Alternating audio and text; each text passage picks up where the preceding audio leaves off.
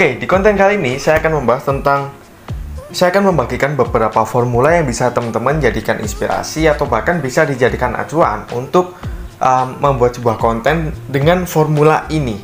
Jadi, formula ini itu bisa membantu agar konten teman-teman ini bisa lompat lebih tinggi lagi. Yang tadinya kontennya itu biasa-biasa aja, ini bisa jadi konten yang lebih luar biasa lagi. Nah, goalsnya adalah ketika teman-teman berhasil membuat sebuah konten yang bisa lompat lebih tinggi, itu ukuran untuk audiens ini kangen, selalu menantikan konten dari teman-teman ini jauh lebih tinggi daripada teman-teman nggak menggunakan ataupun nggak menerapkan formula yang akan saya bagikan ini. Karena ini berdasarkan riset, berdasarkan pengalaman selama saya entah menempuh pendidikan, mengikuti online course, dan pengalaman pribadi saya dalam dunia konten strategi, khususnya di dunia digital, maka akan saya share kepada teman-teman semua. Oke, yang pertama di sini saya menamakan istilahnya ini Content Jump Framework. Oke, jadi semacam formula sebuah konten itu agar bisa lompat lebih tinggi lagi. Nah, selanjutnya kenapa sih konten kita tuh harus lompat lebih tinggi lagi? Alasan yang paling utama yaitu kita kan sekarang ini di dunia digital ini kan kita hidup di antara berhimpitan di antara banyak sekali konten. Ketika teman-teman jalan-jalan ke pinggir jalan, teman-teman menemukan sebuah baliho yang besar, ada spanduk, banner, itu namanya juga konten. Teman-teman nggak buka Instagram tapi mendengarkan podcast audio di Spotify, itu juga konten, formatnya audio. Kalau teman-teman menggunakan YouTube, Instagram, pokoknya teman-teman sekarang kan cenderung lebih banyak mengkonsumsi sebuah konten. Nah, gimana caranya agar audiens ini, agar kita bisa tetap bersaing di dunia digital dengan konsep ataupun ciri khas kita sendiri tanpa kita harus mengikuti tren yang misalnya bikin sesuatu yang viral yang itu nggak ada manfaatnya. Kita akan menghindari hal-hal tersebut karena kita ingin lompat lebih tinggi dengan konten-konten sesuai passion kita, sesuai bidang yang akan kita pilih. Jadi ketika teman-teman ini kan kita berada di dalam kerumunan, di dalam satu lingkaran, kita dikelilingi oleh konten-konten yang di red ocean, banyak orang sekali yang sudah menggunakan dan bermain di dalamnya. Gimana caranya kita bisa naik level lagi di konten yang bagian ini, titik merah ini? Nah, yang lebih tinggi levelnya, gimana caranya agar kita bisa keluar dari kerumunan dan kita bisa menghasilkan dan memberikan konten-konten yang memang sesuai dengan market kita. Nah, selanjutnya ini saya kasih tahu sekilas ada contoh framework dari Content Jump Framework. Ini ya, ini ada di Brain Creator Book. Di sini ada Content Jump Framework. Ini ada rumusnya. Content Jump Framework sama dengan message-nya, content marketingnya itu harus lebih besar daripada ekspektasi market dikalikan dengan delivery. Oke, saya jelaskan satu persatu. Nah, jadi untuk menghasilkan konten kita itu agar bisa keluar dari kerumunan, agar bisa lompat lebih tinggi lagi, maka kita juga memerlukan yang namanya content marketing. Di video-video sebelumnya saya sudah sharing, kalau content marketing itu harus mengandung 5 label. Yang pertama relatable, yang kedua valuable, yang ketiga sustainable, yang keempat actionable, yang kelima ada emotionable. Teman-teman bisa cek langsung di video saya yang lainnya membahas tentang 5 label dalam content marketing.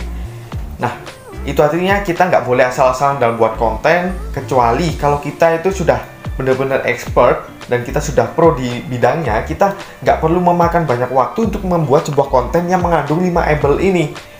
Setelah kita membuat konten itu, nah, dalam membuat konten marketing ini, kita harus tahu nih market ini ekspektasinya apa. Contoh, ketika saya membuat konten telur dadar, cara memasak telur dadar untuk pemula, ekspektasinya dari audiens adalah mereka bisa masak telur dadar yang enak.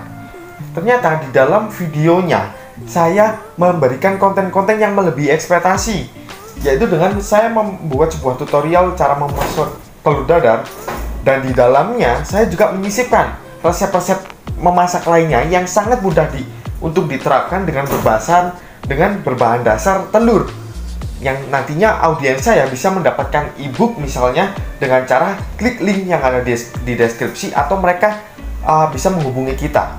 Nah, itulah salah satu contoh kalau konten kita mau lebih menonjol daripada yang lain. Kita memberikan sebuah value tambahan. Kita memberikan ekspektasi, ekspektasinya audiens kan mereka ingin membuat memasak telur dadar yang enak. Nah, di dalamnya kita nggak cuma memberikan tutorialnya, tapi kita memberikan value tambahan yang dimana, wah, ternyata aku bisa mendapatkan ilmu ini gratis. Aku bisa mendapatkan resep-resep yang berbagai macam, berbahan dasar telur, yang bisa mudah dilakukan, dan penjelasannya detail, gratis. Nah, itulah melebihi ekspektasi dari audiens. Setelah kita, nanti akan saya tampilkan ya rumusnya di layar. Setelah di dalam kurung itu terselesaikan, yaitu konten marketing harus lebih besar, harus bisa melebihi ekspektasi market, maka selanjutnya dikali oleh delivery. Nah, delivery ini apa? Gimana caranya teman-teman mengemas sebuah konten, memberikan ekspektasi kepada market, itu dengan cara yang menarik, dengan cara yang epic, habis itu sesuai kepribadian kita nggak mengada-ngada. Gimana caranya audiens itu mau nyimak konten kita dari awal sampai akhir. Itu semua ada strateginya. Nanti sekarang beberapa waktu terakhir ini saya lagi fokus mengembangkan, yaitu ada juga yang 1 minute marketing, yaitu teman-teman bisa mendapatkan gimana sih caranya membuat konten di bawah 1 menit itu bisa bikin orang auto tertarik dengan strategi. Salah satu contohnya adalah hook story over. Habis itu gimana caranya membuat copywriting yang benar-benar singkat, tapi orang-orang itu benar-benar wah, terketuk pintu hatinya, dan akhirnya mereka mau, misalnya mau follow, mau komen, mereka mau membeli produk yang teman-teman tawarkan, dan lain sebagainya. Sekarang masih dalam tahap proses. Kalau teman-teman ingin mendapatkan cara, masih belum ada budget gitu, langsung join aja di komunitas terbaru saya, Content Heroes Tribe. Linknya ada di kolom deskripsi di bawah. Langsung join bersama lebih dari, alhamdulillah saat ini masih termasuk baru ya komunitasnya. Udah ada 50 orang lebih, dan kita di sana sharing-sharing bareng. Kita memiliki visi bareng kalau kita ingin menjadi content creator yang next level. Kayak gitu ya. Oke, selanjutnya itu tadi rumusnya. Yang pertama, untuk menghasilkan konten jam framework, itu rumusnya adalah konten marketing harus lebih besar daripada ekspektasi dari market. Terus dikalikan delivery. Delivery ini nggak cuma tentang mengemas sebuah konten, desain yang bagus, tapi cara penyampaiannya, public speakingnya, terus audiens ini, intinya audiens sangat mudah untuk memahami konten yang kita kirimkan. Intinya itu, entah teman-teman mau belajar dimanapun, itu bebas. Oke, selanjutnya tadi sudah saya kasih contoh ya tentang tutorial memasak telur. Gimana caranya kita bisa bersaing dengan tutorial-tutorial lain agar kita bisa membekas di benak audiens. Kalau ternyata konten kita ini memberikan value lebih, nggak cuma tutorial masak telur aja, kayak gitu ya. Nah, nanti lebih detailnya juga akan saya bahas di Brand Creator Book. Ini Brand Creator Book. Jadi ini semacam notebook. Nantinya akan 90% akan mengajak teman-teman semua untuk lebih disiplin lagi nulis ide konten, mengonsep sebuah konten yang tadinya ini sangat membantu buat teman-teman yang misalnya gadgetnya masih satu, terkendala dengan gadget lainnya ataupun yang seperti apa.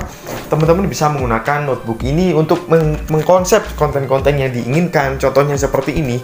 Ini saya sudah hampir habis 2 buku untuk mengonsep konten-konten di sosial media saya. Dan ada juga ketika teman-teman menggunakan buku ini, itu nggak, nah ini contohnya.